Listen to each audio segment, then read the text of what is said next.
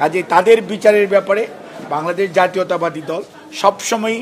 সোচ্চার ছিল, এখনও আছে। এবং আমরা বিশ্বাস করি কোনো অবস্থাতে গণহত্যাকারী এবং গণদুশ্মন যারা ছিল, যারা গুম করেছে, যারা মানুষকে নির্বিচারে গুলি করে হত্যা করেছে, যারা মানুষের সম্পদ লুণ্ঠন করে দেশের বাইরে নিয়ে যেয়ে দেশের সম্পদ লুণ্ঠন করে পাহাড় করেছে, তাদেরকে বিচার এবং বিচারের আওতায় আনা এবং বিচারহীনতার যে আপনার যে কালচার, যেটা আয়নাঘর বলেন, গুম বলেন, এনকাউন্টার বলেন, এগুলোর যে কথা এবং অট্টহাসি অর্থাৎ প্রতিহিংসা পরায়ণতার যে চরম পরাকাষ্ঠা ওনারা দেখিয়েছে, এটার বিরুদ্ধে বাংলাদেশ জাতীয়তাবাদী দল সবসময় সোচ্চার। এবং আমরা মনে করি তারা গণদুশ্মন এবং তাদের নির্বাচন কেন, তাদের এই দেশের মানুষের এসে তারা নির্বিঘ্নে বিচার ছাড়া বা তাদের অনুশোচনা ছাড়া, আজকে যদি আমরা ৭১ নিয়ে এত কথা বলি, তাহলে এই ২৪-এ গত ১৫ বৎসর দেশের ভোটাধিকার চুরি, দিনের ভোট রাতে করেছে, তার জন্য তাদের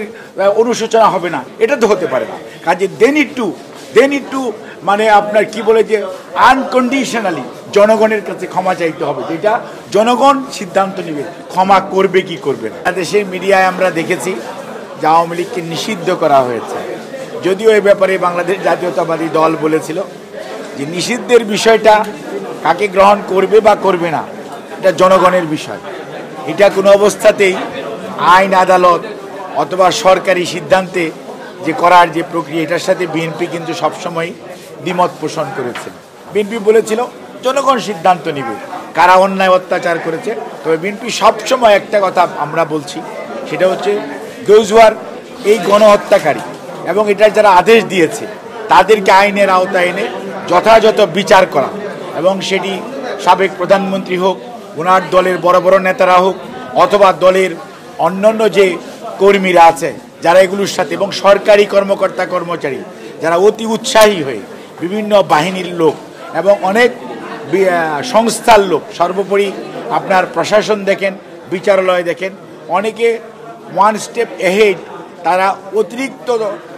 মানে আপনার করেছে যেটি তাদের জুরিডিকশনের মধ্যে পড়ে না। এবং গণতন্ত্রকামী শক্তির যে ঐক্য হয়েছে, এই ঐক্য কোনো অবস্থাতেই ভয়ে ভীত হলে ৫ই আগস্ট উনি পালাতেন না। উনি যদি সত্যিকার অর্থে রাজনীতিবিদ হতেন তাহলে মাঠে থেকে রাজনীতি মোকাবেলা করতেন, কি হতো, যা হওয়ার সেটা হতো, জেলখানায় যেত। আমরা ৯০-এর পতনের পর দেখি নাই, ৯০-এর যা আমাদের গণ অভ্যুত্থান, সেটার পর আমরা দেখেছি স্বৈরাচার জেলখানায় গিয়েছে। কাজেই সেই ক্ষেত্রে উনি রাজনীতিবিদ হিসাবে যে দায়িত্ব যেটা করেছেন, সত্যিকার অর্থে ওনার মধ্যে যে নিজের প্রতি এক ধরনের যে অন্যায় করেছে, যে অন্যায়কারী, তার মনের যে দুর্বলতা, সেটা উনি প্রকাশ করেছেন। তাদের নিয়ে আমরা রাজনৈতিক যারা গণতন্ত্রের জন্য আন্দোলন করেছে তারা মোটেই ভীত বা সন্ত্রস্ত নেই। প্রধান উপদেষ্টা যেটা বলেছেন তার মধ্যে যেটা মানুষের মধ্যে একটু,